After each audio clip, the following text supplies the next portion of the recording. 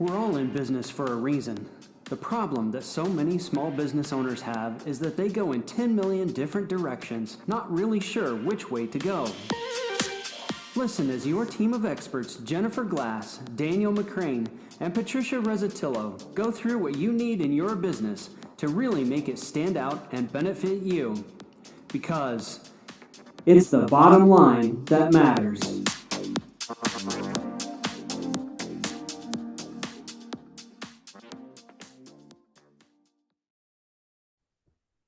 Hello and welcome to another episode of It's the Bottom Line That Matters podcast. We are dedicated to your success.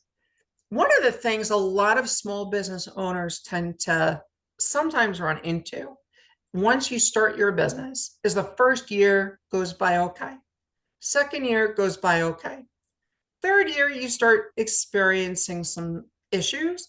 And by the fourth year, you're wondering, what the heck did I just run into? The 3-year wall. So Daniel, Patricia, as I welcome the two of you in on our conversation, first of all, Daniel, help me explain this in a way that folks will understand. I mentioned that 3-year wall.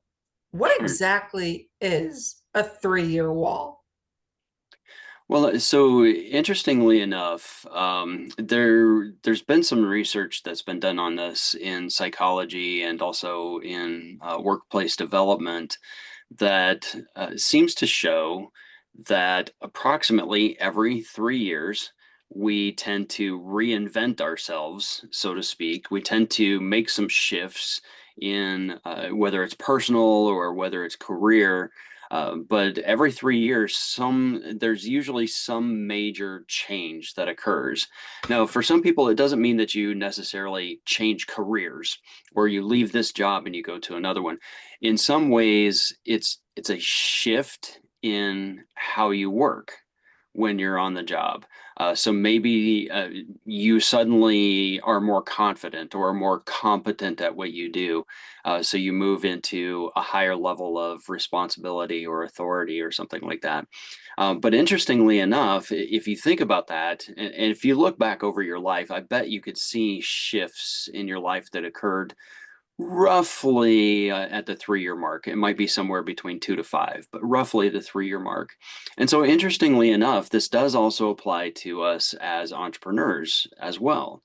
And so to your point, Jennifer, a lot of times someone will start a company, they make some progress, and things are going well, things are growing, and suddenly they hit a point where they came into the business is no longer adequate to continue the business moving forward.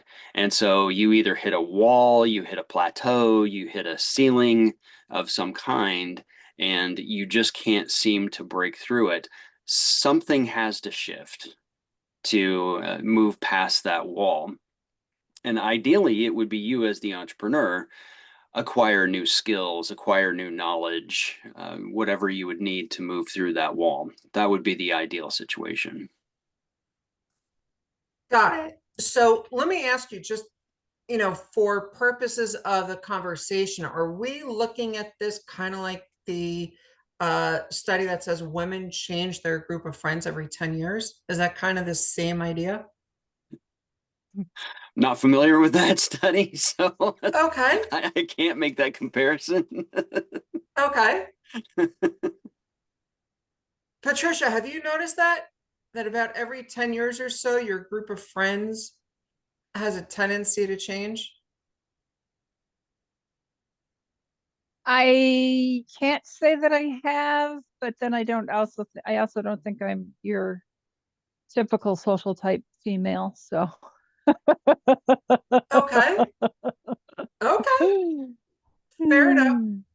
So yes, so in terms though of the process, when we look at what we're going through and we say, okay, we've got this 3-year wall and we're trying to avoid running into it in all sorts of other issues that may be coming up and heading against us.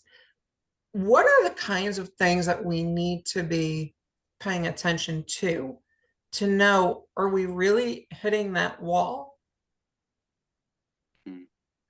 Well, some of the things that occur with entrepreneurs when they do hit that wall or they're coming close to it, they may begin to experience more exhaustion in the business. They feel just worn out and overwhelmed. They're trying, they're pedaling that bicycle as fast as they can. They just can't seem to get any further. uh, they may experience a decline in satisfaction. The first few years in business were probably exciting, terrifying at the same time, but exciting, right?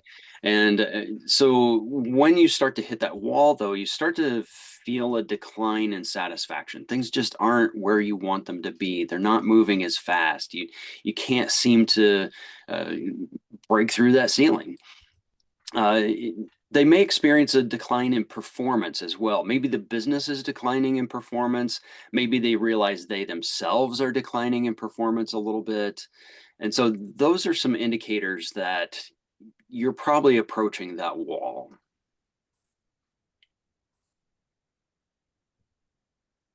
So Patricia, let me ask you, when we are thinking about operating our business and using that idea that Daniel was just saying about, here's some indicators that may be signaling you're going to be bumping up against that wall, if not hitting the wall.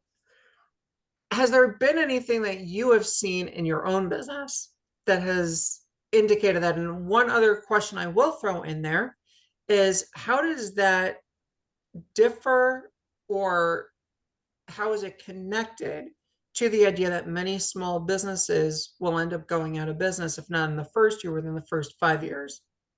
Right, right, right. I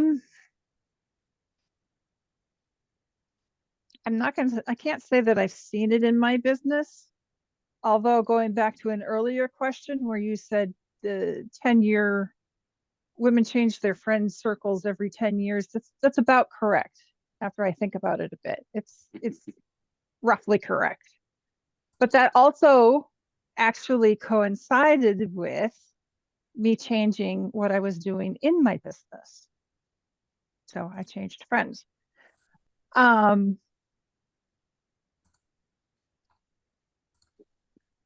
That said, I can't really speak to the 3-year thing other than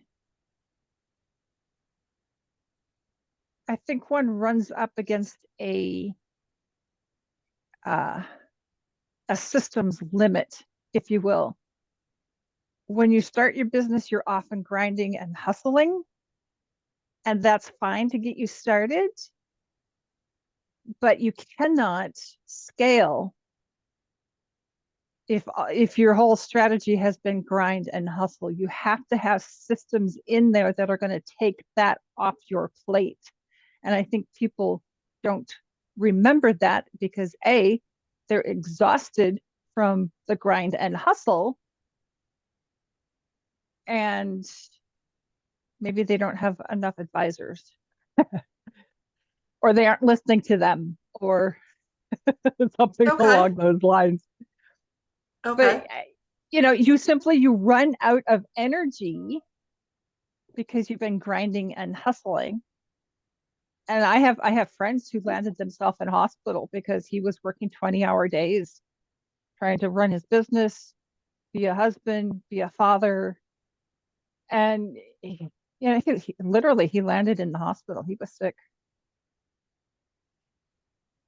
Yeah. from it. So I'm going to say, first of all, let's not stop being friends in a couple of years, because, we're going to be bumping into that in about 5 years. So let's not. And on a more serious note, I mean, not that that's not serious, but as we think about where we are, how do we avoid, though, really falling victim to that 3-year wall? I mean, we said a couple of ways that we can realize when we may be falling or heading into that wall. But when we're looking at what we do and where we go from here, how can we push through that 3-year wall if we realize we're really, we hit it and we hit it hard? Well, I've got some clients I work with who have some interesting theories in this area. So when you go through that beginning stage, you've got the energy going. There's a lot of activity. You're feeling really good. You start to approach that 3-year wall. Then this is the point where you need to take a step back. This is where you begin to become a little more introspective while you're still running your business. So you need to evaluate things like alignment. Is the business still aligned with your core values? Are you still aligned with the core values of the business? So that's one thing you need to take a look at. You need to look at the energy that you're putting into the business. So you sort of need to re-energize yourself. You need to reflect on what's going on in the business. What limitations are you running up against? Is it a knowledge gap that you have? Is it a skill gap that you have? Is it resources gap that you have in the business? But you need to go through a period of reflection, introspection. You need to evaluate that even from inside the business. Is the business still serving the right kind of customers? Are you still providing the right kind of service to your customers?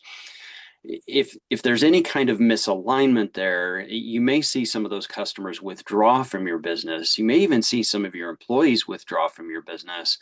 And if you go down that route, this is why some of the businesses will make it to about 5 years. They hit this 3-year point, and then there's enough momentum to carry them through year 4 and 5. But if they don't fix this about that 3-year mark, this is where everything just falls apart by the time we get to year 5. So taking that time to review everything inside the business, and by the way, this could be another 3-year process, as you, in a way, you're going to redesign your business internally. But what that does is it creates a whole cycle, a whole loop again, where you come back to almost the renewed energy, where now you feel almost like you're relaunching, or you're going through some kind of a renaissance yourself, some kind of a rebirth of the whole idea of what's going on in your business. And that whole process can take another roughly 3 years itself. If you can do that, what you'll find then is by the time you get to year 6, year 7, you just have your business is going to explode. This is how you step up to the next level, is by going through that 3-year cycle of introspection, reflection, redesign, realignment, re-energizing. And making sure that you have systems that will support the business, and the system isn't you. Yes, the system is not you. That is extremely important to remember, right? The system is not you. The reverse of that is also true. You are not the system. Yes, you are not the system, and the system is not you. And you are more than a system. Yes. So as we wrap up our conversation, so we went through how to realize that you may be bumping up against this wall. We spoke about how you can possibly push through it and come out on the other side. Any other thoughts or suggestions that both of you have that would really be important to keep in mind as we look at this conversation?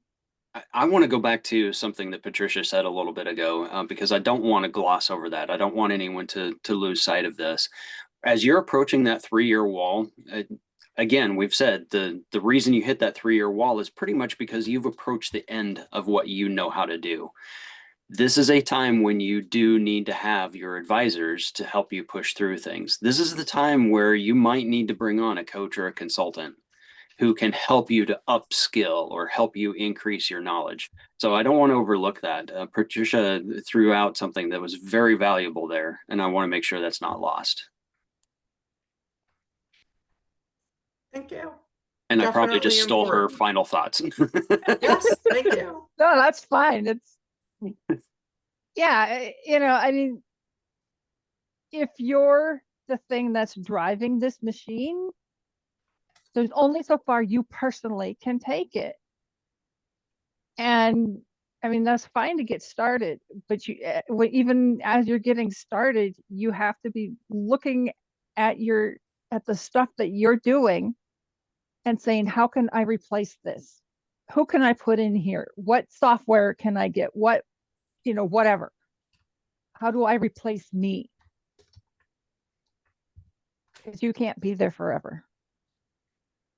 So very true. Thank you. So as we wrap up our conversation, again, as has been said, what is it that you are doing? Are you the system? No, you're not. No, you're not. No, you're not. No, you're not. Got the idea? You are not the system, and the system is not you. You have to remember that there are so many other areas in the business that are really depending on you. There's so many people that are depending on you, from your team, your clients, your community, your family, and you, who are really counting on the business to ultimately pull through and survive. Sometimes it will come down to needing, like Daniel said, to have a conversation with somebody like one of us.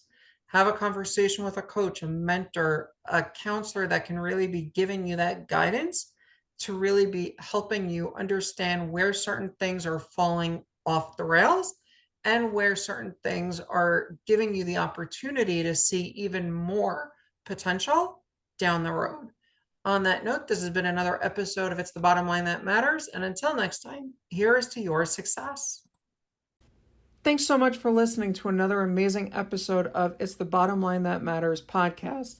We're all about helping the small business community grow and reaching as many people as we can. And the algorithms on the podcast programs love reviews. So if you loved what you just heard, consider leaving us a review. And even if you don't, I'm sure you already did, but consider sharing our episodes and our podcast with your friends and colleagues. Sharing is caring, and here's to your success. Thanks so much, and have a wonderful day. It's the bottom line that matters.